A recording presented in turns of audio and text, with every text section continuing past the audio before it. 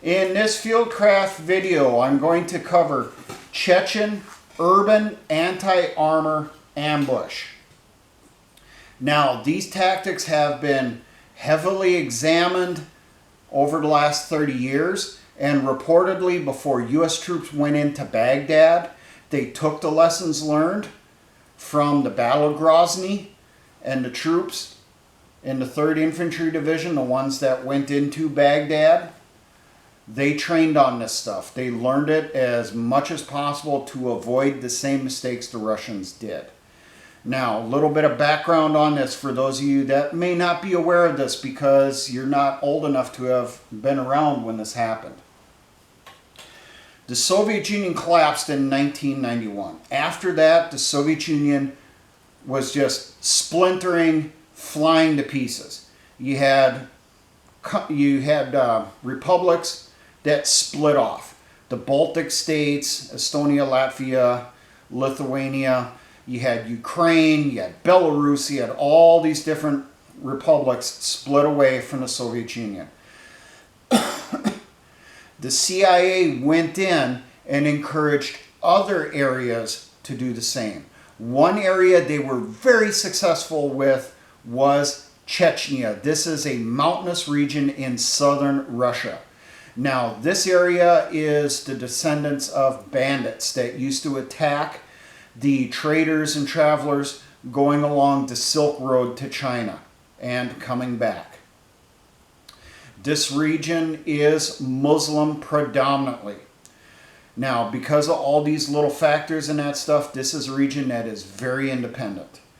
The men in this region are Muslim and very militaristic from a very young age. During the Soviet Union, people from here would be used kind of as the shock troops and that stuff because they were the ones that were willing to forget about their lives, go in regardless of the enemy fire they were going to face, and do their mission. If they died in the process, so be it. They didn't care.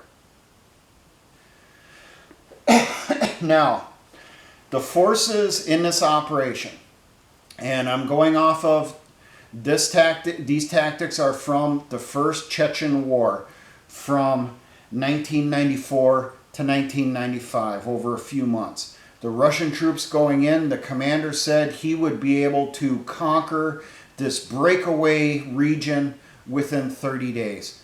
It went a lot longer than that, and the casualties were horrendous that they encountered. Now, the Russian troops coming in, they had the Soviet equipment left to them. Not in the greatest of shape. Since that fall, just a few years before, the Russian military was in disarray. Equipment was not well maintained. Troops were not properly trained or paid. The only ones that had decent training were the senior commanders, the officers, say company commanders and above, and the senior NCOs. Everyone below them, the brand new lieutenants and all that stuff, the soldiers, your squad leaders and below, they had little to no experience or knowledge. After the war, a Russian officer who had served in the Red Army during the Cold War, he said that they had not trained or even talked about urban warfare since the collapse of the Soviet Union. Sometime in the 1980s was the last time they had done any training in street fighting. So these troops that were coming in were brand new conscripts, fresh out of basic training. They knew how to field strip their rifles, how to fire them, and that's about it. Reportedly, tank crews and armored vehicle crews hadn't even done live fire on the weapons on those tanks and those infantry fighting vehicles. They knew how to drive them, but they were not allowed to train with them for gunnery before the war even began. Now, over on the Chechen side, completely different. The Chechen force was primarily older, people in their 30s, 40s, and 50s. A lot of Red Army veterans. people who had served in the Soviet military in Europe during the Cold War, had trained nonstop for invading into Western Europe. You also had a huge percentage of them had served in Afghanistan fighting the Mujahideen. So you had a huge knowledge base there on Russian tactics, or I should say the Soviet tactics that the Russians would employ. And they had done them in combat already, unlike the conscripts over on the Russian side. Also on the Chechen side, you had an influx of jihadis. Guys who had served in the Mujahideen in Afghanistan were now fighting alongside their Muslim brothers who had fought in the Red Army trying to kill them 10 years before. You also had a huge influx of veterans coming in out of the former Yugoslavia because that war had died down. So you had a lot of people who had served in Muslim Bosnian forces during the war, and they brought their experiences from the battlefield also. You also had jihadis from other areas around the world with experience in guerrilla warfare and terrorism. Now, the Chechens had to create their own military when the invasion started. They had the same type of equipment, the same tanks, the same infantry fighting vehicles, same APCs, trucks, small arms, radios, night vision. All that was the same, but they did not have much for aircraft.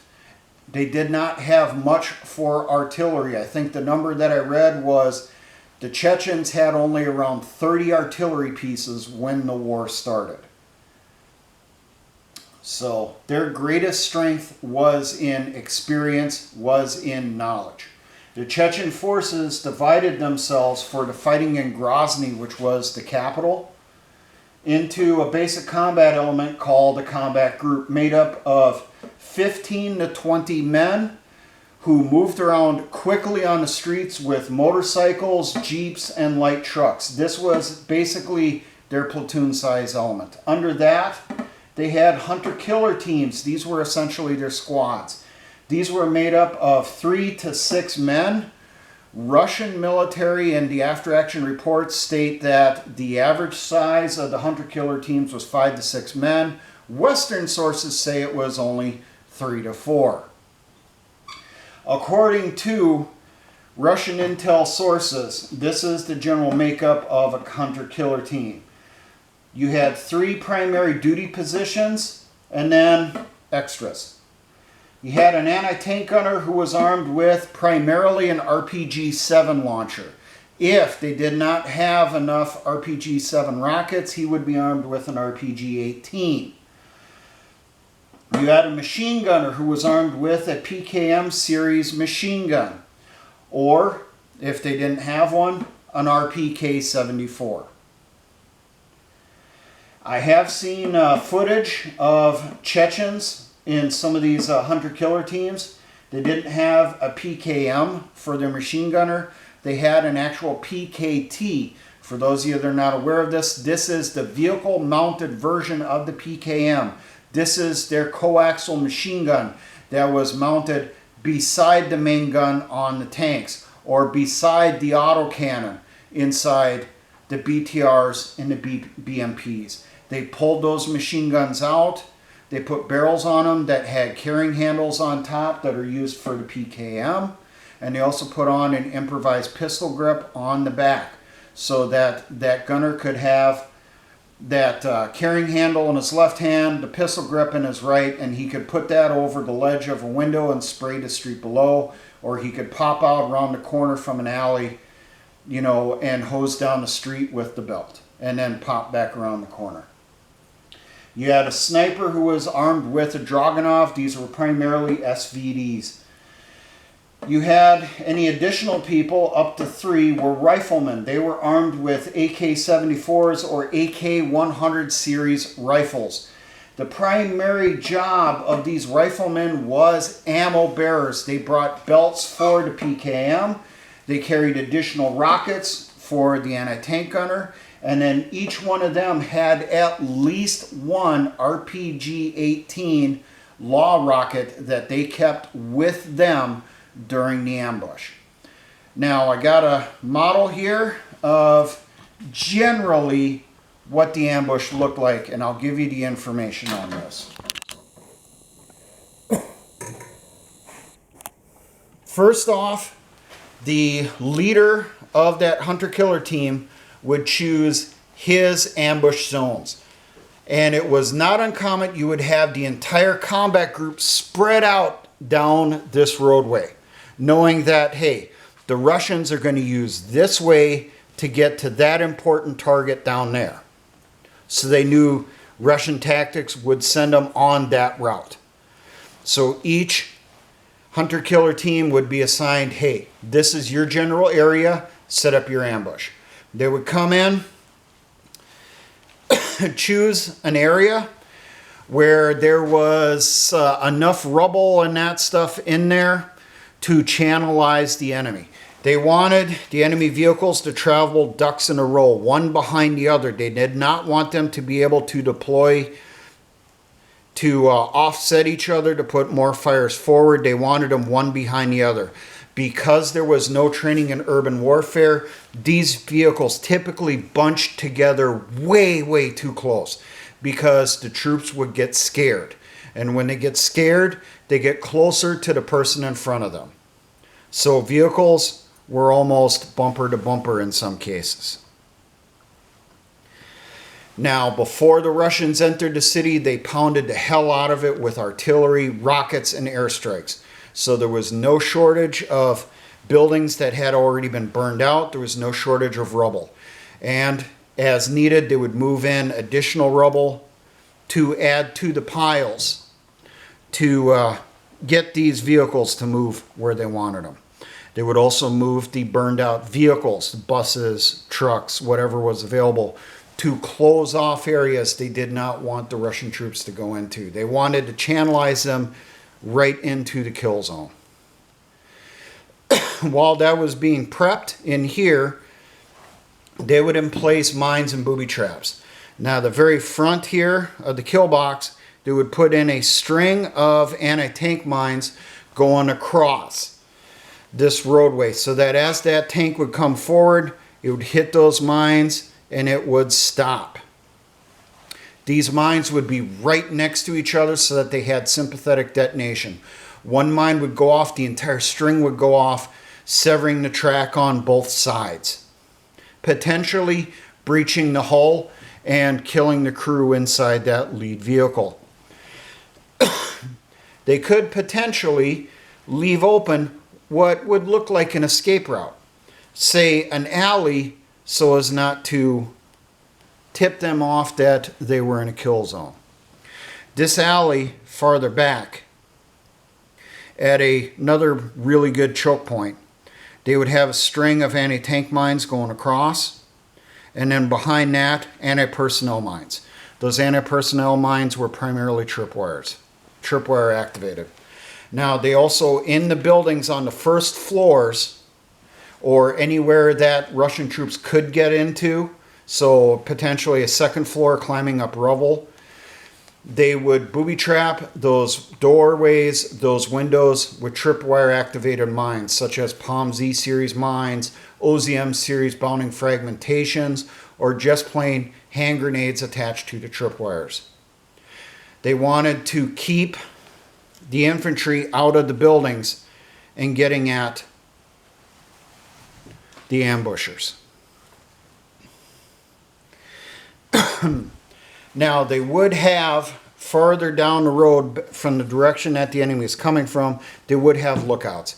These lookouts were typically children or women, and they would use cell phones primarily because the Russian troops wouldn't suspect a civilian with a cell phone was a lookout. Call forward to the commander up in here, let him know that, hey, we have Russian tanks and Russian infantry coming down, this is what they have. Then he would get his troops into position up in here, his guerrillas into their assigned firing points, and make sure that they knew what they were supposed to do. Now, if it looked like they could travel a slightly different route than anticipated, they would give a rabbit for the fox to chase. They would lure the enemy into the kill zone any way they could. Now, once they were inside the kill zone, they took out the first vehicle, primarily with mines. If they couldn't put mines in, they'd hit the top of it or the back of it here with an RPG hit from the anti-tank gunner. Immobilize it there, cut them off at the front. You would have one of the troops in back, hit the back of the column or farther back at a choke point with an RPG-18, blocking off the rear escape route. The troops inside here typically would also engage with the RPG-18s they had with them, firing them right down into the roofs or into the sides of the infantry fighting vehicles. They didn't worry too much about the tank up here or a tank back there. Not a hell of a lot that thing could do. They wanted to take out the infantry inside the vehicles right off the bat, if possible. If the troops were stupid and they were riding on top, and that was pretty common, these troops, these guerrillas up in here, would throw Molotov cocktails from out of the windows right into that group of troops riding on top of the BMP or the BTR, set them on fire. Other than that, hand grenades. Try to toss down a hand grenade into an open hatch, right down into the middle of a group of soldiers on top. Take them out before they were able to dismount. As soon as those explosions went off from the initial RPGs, those hand grenades, the Molotovs and that stuff, these guys, if there was still other vehicles that had to be taken out and if they had an additional launcher, they'd grab the next RPG launcher, fire it into that one. They would then transition over to their small arms. The sniper, which I have here, his job was to engage any leaders and any tank commanders with their heads sticking out of the vehicles. They would also take out any drivers that were exposed. If they seen a head through an open hatch, they tried exploding it. You have the RPG gunner up in here. You know, he's trying to hit these on the backside up in here and then get those good shots down into the top decks of the infantry fighting vehicles. From what I could piece together from the reports, it sounded like the typical Russian composition was they had two tanks in front, and then behind there would be the infantry inside their armor. So most of the guys with the rifles and the PKM, they would locate themselves inside back here to be able to take out any troops that dismounted. Now typically the anti-tank gunner with the RPG-7, he would be located in the second or third story, potentially higher depending on where they were in the city. The riflemen would locate themselves at street level or below. They did also pop out of sewers to attack the troops from behind. The PKM gunner was typically located on a second story window so that he had a nice plunging shot down into any groups.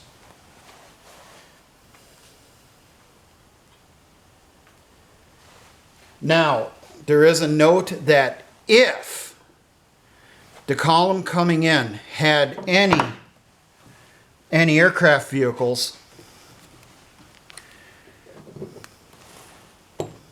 like a ZSU 23-4 or a 2S6. These vehicles could raise the barrels of their guns at a very high angle, which was a danger to the ambushers. After this is taken out, that anti-aircraft vehicle was the very next vehicle that was hit. That was taken out right away so it would not strafe the other upper levels. Most of the important weapons were located higher up in the buildings because the tanks, the BMPs, and the BTRs could not angle the barrels of their vehicles high enough to get these troops up in here. And I do not doubt that if they seen a vehicle, say, farther back here in the ambushed column, he can get a good angle on, say, the ambushers up in this building. You see him raising his weapon up. One of these guys back here would make sure to take him out before he could start firing off rounds. Knock out the vehicles, trap them in a kill box, get the infantry to dismount. The ones that dismount, they're spraying and praying, they're shooting everywhere. The guys up here and on the streets, picking them off one at a time or in small groups. Now, there was a note that when the ambush would begin, not necessarily someone in here, but someone that was part of that combat group, because they had the exact same models of radios as the Russian troops, they would start jamming. They would start harassing the Russian troops over the radio so that these guys could not call out for help. They could not call for attack helicopters to come in and help them. They could not call for indirect fire from mortars or from artillery. There's also reports that these guys' radios in here, they couldn't transmit out because of the buildings, and the radios that they had just weren't powerful enough. So then you would have the Chechens would jump on the radio and give false information to the Russian forces, like giving them firing coordinates to other elements of this column. Call in for indirect fire. Artillery to be dropped on another location, say that that unit has already been wiped out and the Chechen troops are moving through getting the equipment. Fire for effect. Russian artillery would then start raining in right on the top of their troops that weren't even in the ambush zone yet. Casualties were horrendous. How bad were they? It's estimated that over 10% of the armor sent into Chechnya was destroyed in Grozny in ambushes like this. Over 10% of the tanks, infantry fighting vehicles, and APCs were destroyed. Thousands of Russian troops were massacred in these ambushes. Now, the counter for this that the Russians eventually learned that they had to do, they had to make sure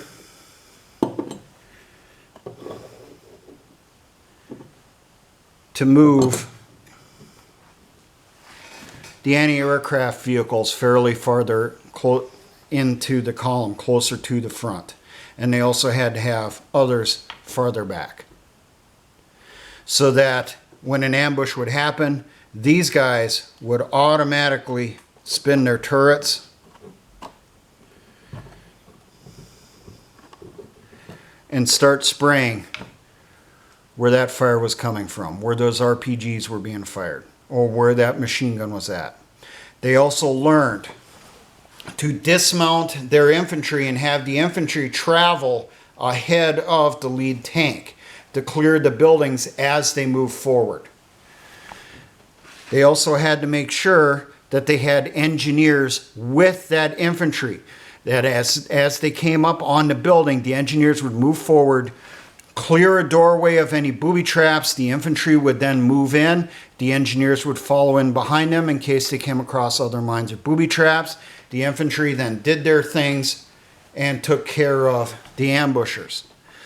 Once the Russians finally started implementing those tactics, that's when they started actually capturing huge sections of Grozny. But until that point, their armor was getting massacred constantly on the street. Now, I do have some pictures for you here. After the war was done, the Russians reportedly pulled back a bunch of the knocked out vehicles from Grozny and shipped them to their training grounds to examine them. And they made diagrams which Intel in the West was able to get a hold of, showing them where primarily the hits were. The Chechens would target the engines, the drive section where the crews were, and the troop compartments. Most of the hits were on the tops of the vehicles. If they were on the sides, they would be targeted in any area that these guys knew, hey, the armor is thinner here. Why did they know that? Because they had used these vehicles when they were in the Soviet Army. They knew exactly where to target them. They wouldn't hit them from the direct front. They'd hit them from above, from the sides, and from the rear. So those are the hit zones on a BTR-70. The BTR-70 has been retired, but the Russian military still uses BTRs. On the BMPs, engine compartments here where the grills were, because on the front here, not as likely to get a mobility kill. Troop compartment back here, and the rear doors on the BMP series. Doesn't matter if it's a 1, 2, or 3, the rear doors are the fuel tanks. So, you get an RPG in through the back doors, you set fire to the vehicle and kill everyone inside in an inferno. It starts shooting inside like a flamethrower.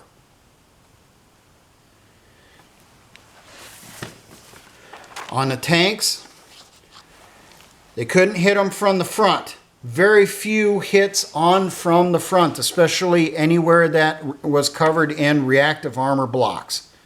But the rear deck, where the engine was, hit it from the top, or hit it from close from the rear, directly straight into the engine.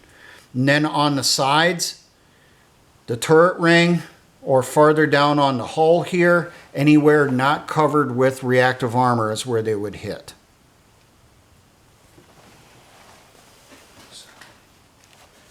Double checking my notes here.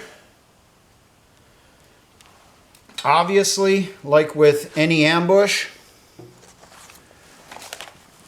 once everyone inside the ambush zone is killed, these troops would then come out, resupply themselves off the Russian dead. Get a hold of more disposable anti-tank launchers, more rockets for the RPG-7s, more magazines for their rifles, more hand grenades, more belts for their machine guns.